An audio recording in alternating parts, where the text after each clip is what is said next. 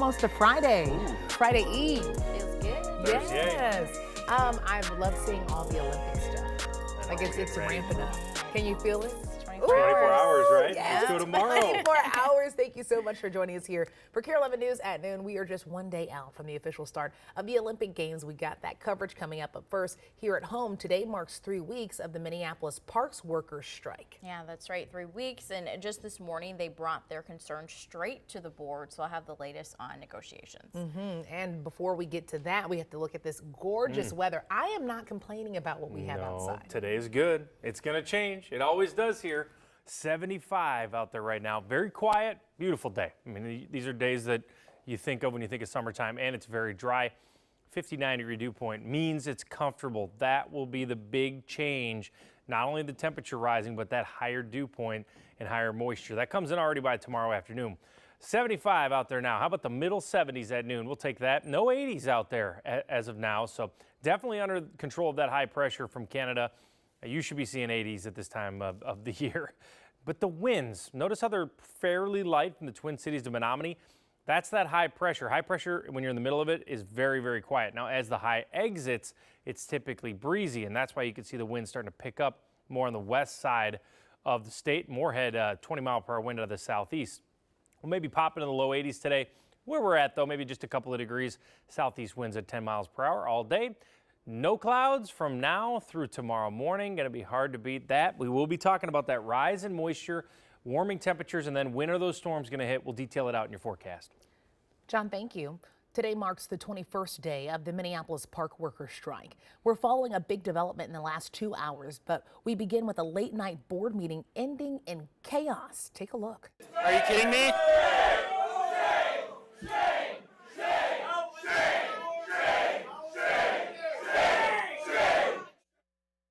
And Cece, today the workers took their cause a step further. What's the latest? Yeah, well, I can get straight into that. As you saw in that clip a minute ago, tensions are high as the strike continues.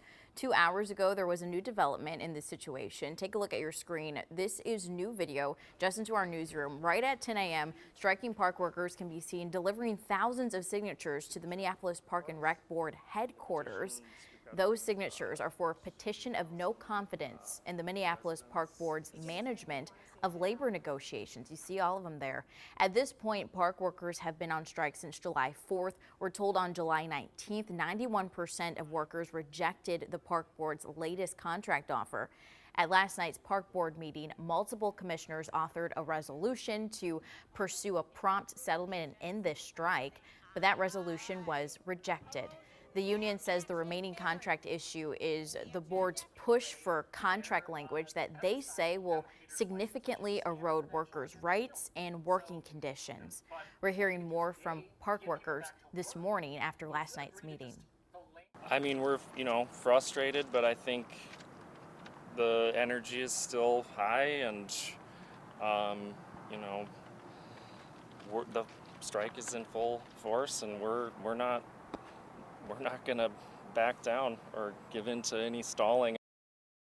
So the park board says its offers have been, quote, very fair. They say their offer on July 16th included a proposed 10.25% raise over 3 years, a $1.75 wage adjustment spread out over 2 years, and contract language changes. We're learning the union and the board will be going back to the table later tonight. Cece, thank you. And as we continue to follow the delays and cancellations linked to Delta Airlines and last week's software outage, we're seeing some relief today. Audrey Russo brings us a look at the changes from MSP.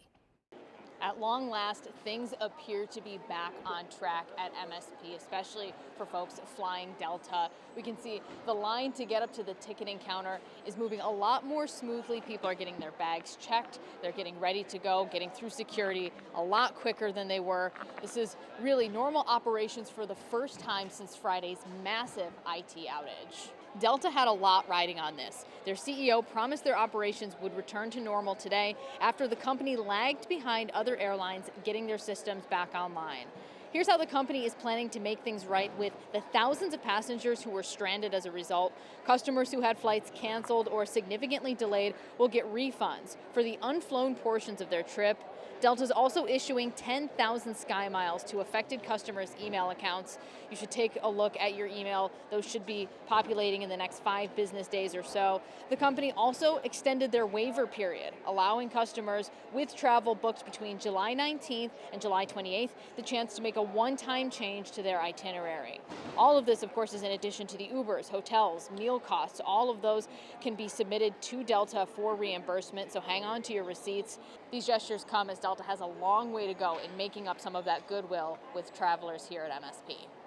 I was not sure if I was going to have my flight today. I kept steadily refreshing my Delta app, making sure, because I don't want to do that, because the only thing I was thinking is if Delta canceled it, I was going to fly another airline, because I'm not going to wait for them. And all of this comes as the feds are now breathing down Delta's neck. The U.S. Department of Transportation is in the middle of an investigation into the airline, just trying to make sure that they are following all consumer protections that apply to the canceled flights. Back to you. Audrey, thank you. For the first time since dropping his bid for re-election, we're hearing from President Joe Biden. In the last 24 hours, he addressed the nation from the Oval Office. He spoke for less than 15 minutes, but hit on a number of topics. The president mentioned his love of the country, the presidency, and the future, but did not give a reason for dropping out, simply saying it was best for the country. He also laid out his vision for the rest of his time in office, focusing on Supreme Court reforms and lower costs for families. That means I'll continue to lower costs for hardworking families, grow our economy. I'll keep defending our personal freedoms and our civil rights, from the right to vote to the right to choose. I'll keep calling out hate and extremism. Make it clear there is no place in America for political violence or any violence ever, period. The president once again endorsed Vice President Kamala Harris to succeed him. We're taking a live look at Washington, D.C., where today a controversial visit from Israeli Prime Minister Benjamin Netanyahu continues. He's expected to meet the President Joe Biden at the White House to discuss progress toward a ceasefire and hostage release deal. The Prime Minister will also meet with Vice President Kamala Harris and former President Trump at some point during his time in D.C. His visit sparking protests around the country, including right here at home. 1, 2, 3, 4. In the last 24 hours, a large group of protesters gathered outside of the home of Senator Amy Klobuchar's Minneapolis office, angry with the senator for attending Netanyahu's speech in Congress. The State Patrol cited and released 24 people who had blocked the southbound access to Interstate 35 from Washington Avenue. Brooklyn Park Police are investigating 2 dog attacks in just a matter of days, both involving children. Jessica Hart has the details. Brooklyn Park Police are addressing 2 dog attacks days apart. The first one happened last Friday. 2 pit bulls attacked a 3-year-old who is still in critical condition at the hospital. Brooklyn Park Police Public Information Officer Elliot Foss says it was the worst dog attack he's ever seen. They shot and killed one of the dogs. The second was taken to a facility.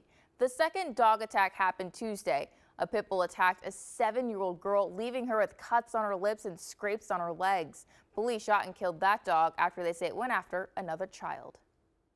With temperatures warming up, a lot of us will look to the lakes to cool off, but you'll have to check which are still open. Right now, 4 beaches in the metro are closed due to E. coli. They include North and 32nd Street beaches at Bede-Makaska, Southeast Beach, and Lake Harriet and Hiawatha Beach. Lake Nokomis Main Beach is also under advisory after officials issued a blue-green algae alert. Ingesting any water with blue-green algae is harmful to people and pets.